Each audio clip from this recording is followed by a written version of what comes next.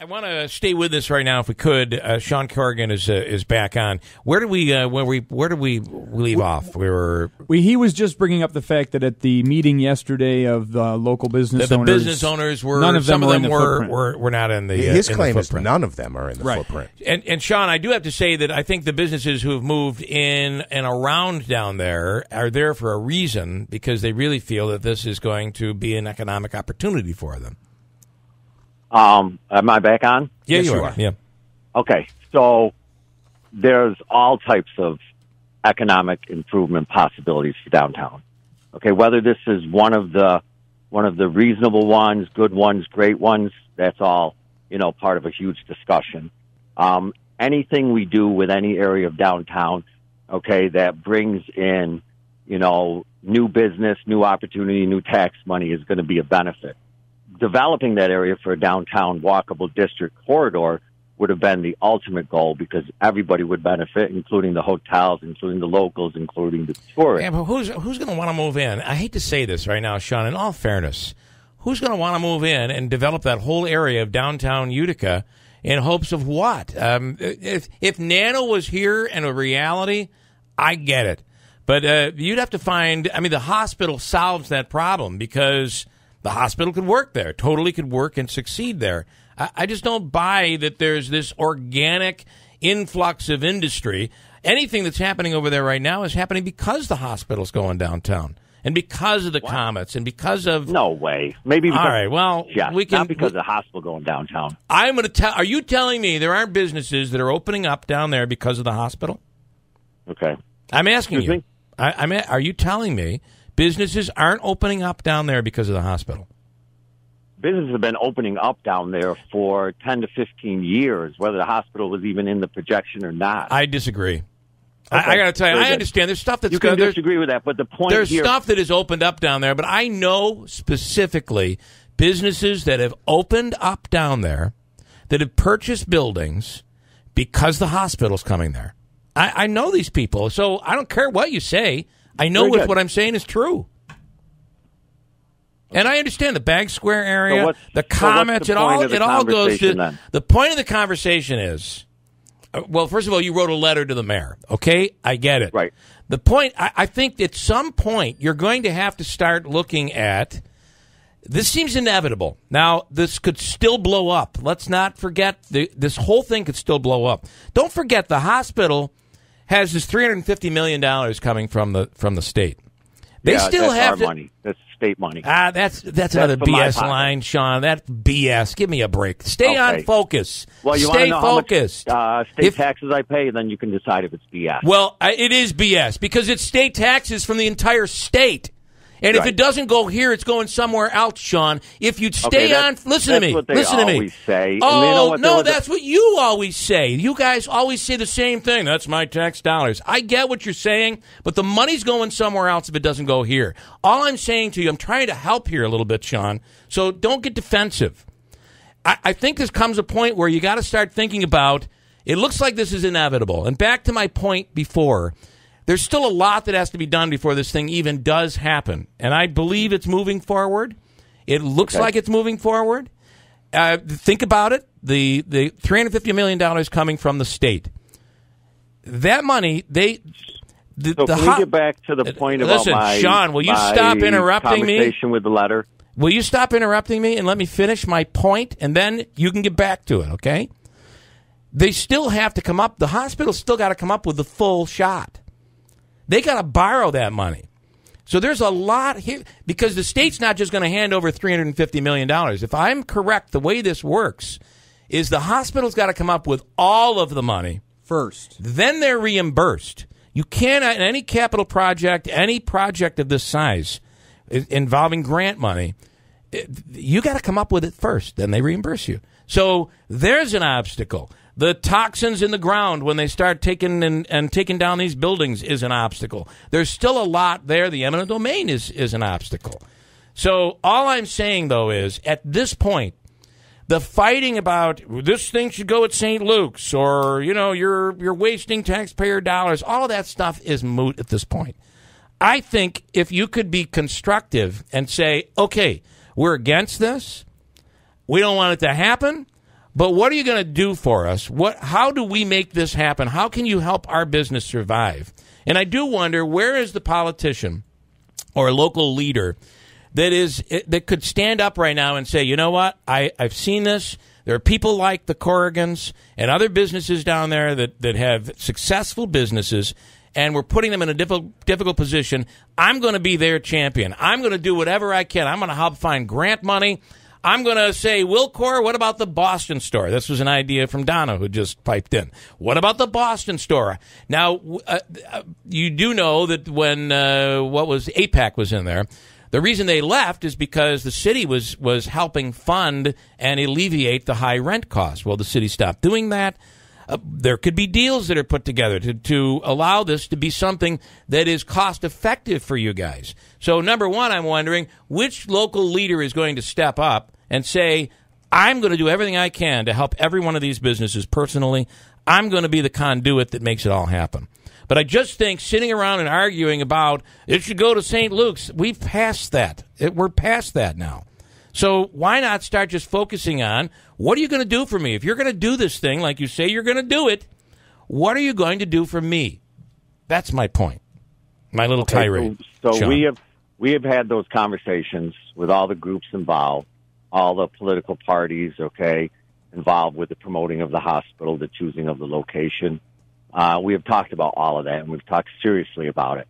And when we finished the conversation, each one of them said, okay, I'm going to assign somebody to this, to this case, and we're going to get on it now.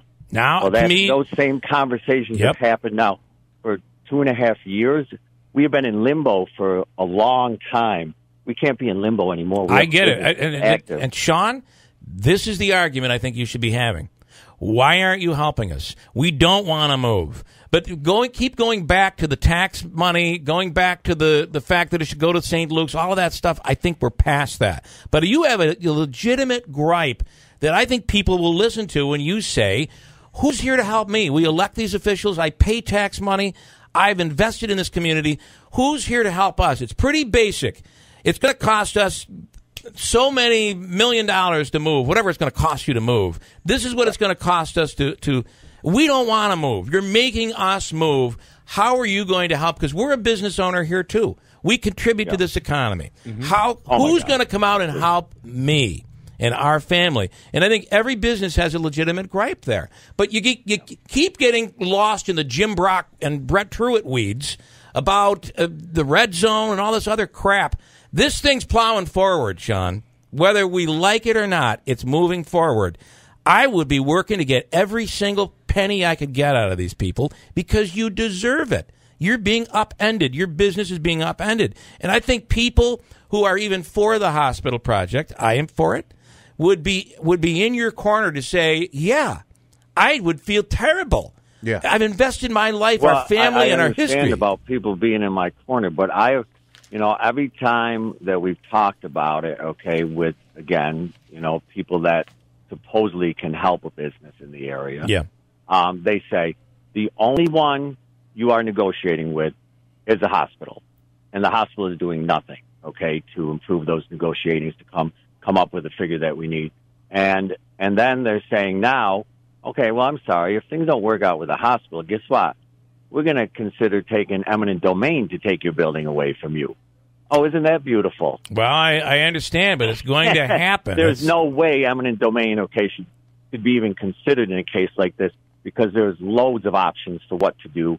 And they're making that decision without approaching the businesses beforehand that, hey, guess what? We're considering your location to put a hospital.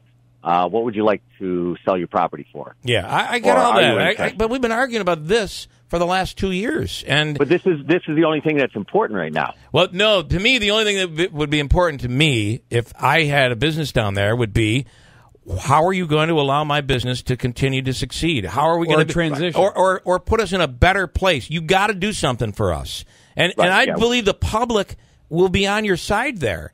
But when we keep talking about should it go there or shouldn't it go there, should they use eminent domain?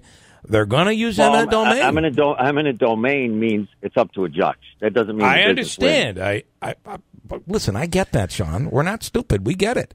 I just think at some point, let your attorneys handle the stuff that's the legal stuff.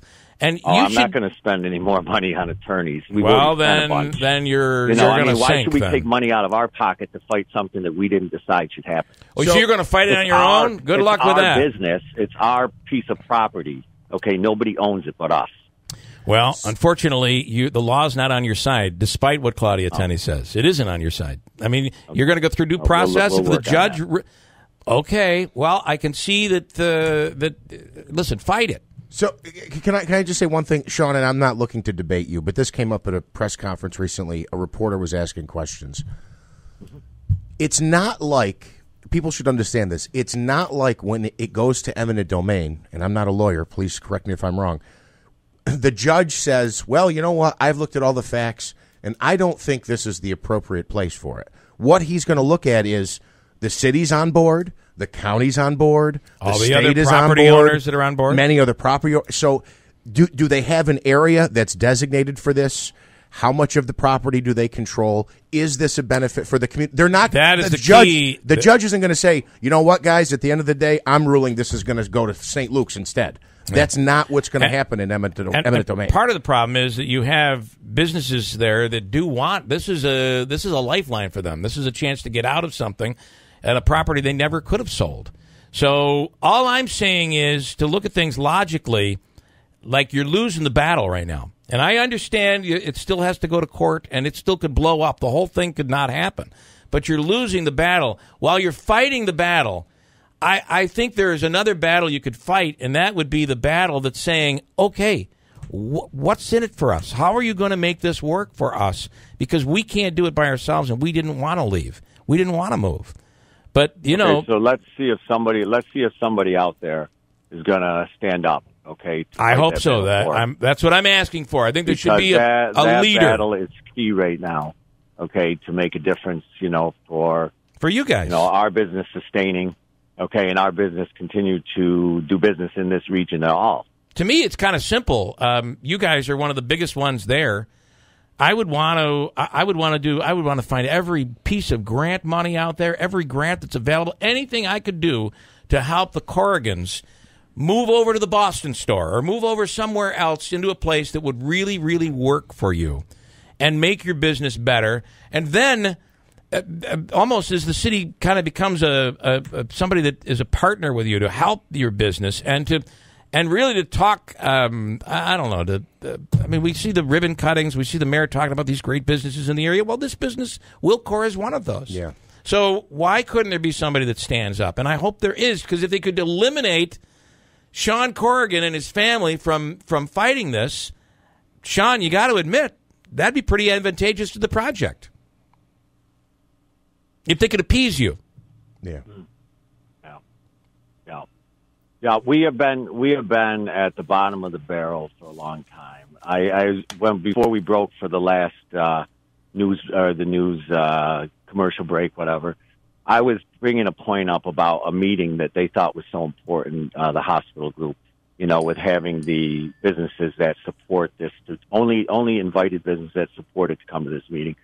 Well, the most important meeting is the one that they still have not done, and that's spend their time and effort with the businesses that are affected. Yeah. So why would this publicity stunt, okay, have precedence over the serious group of people that have a big problem with what's going on? Well, and I disagree with that. They held a press conference because they want to show that there are businesses that actually do support this. Oh, yeah. Call it a publicity stunt if you want. There's going to be businesses on both sides. It's no different than Brett Truitt and Jim Brock doing their press conferences. It's all the same thing. No, but this is MVHS who has a commitment to the group of people, okay, that are affected. But do you blame them for saying there are a lot of people in this community who are for this project? And by the way, when they do come out for it, they get ripped on. But you know how many months we've been involved in this, and guess how much time they've spent with Wilcor International? Yeah, that's my point. I think that there should be more time. Maybe 10 minutes. Okay, and most of it was on the phone. Yeah. All right. 10 minutes with our company dealing with this serious life situation. God, that's terrible. I agree. They have no idea what it takes, okay, to run a successful business, to build it in Utica, we don't even need to be in Utica. We chose to be there. I get that. We bring people to Utica. We don't take the money away from Uticans. We give the money to Uticans. We give it to the employees, to the local businesses. Our people enjoy coming in here to do business here.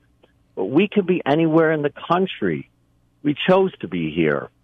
So, that's like such an important point. Not too many people have that to say. Yeah. At the end of the day, though, if they sit down with you, will you be constructive, or is it going to turn into like the letter that was quite demeaning that you sent to the mayor's office?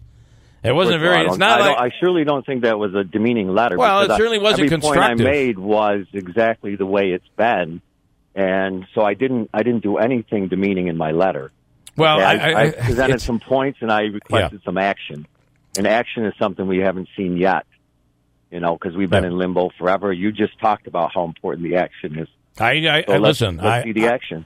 So let's see the action, and you vow that, you'd be constructive and open-minded to a deal that would satisfy your needs and help your company grow and not make a lateral move. You'd be open and open-minded to something like that.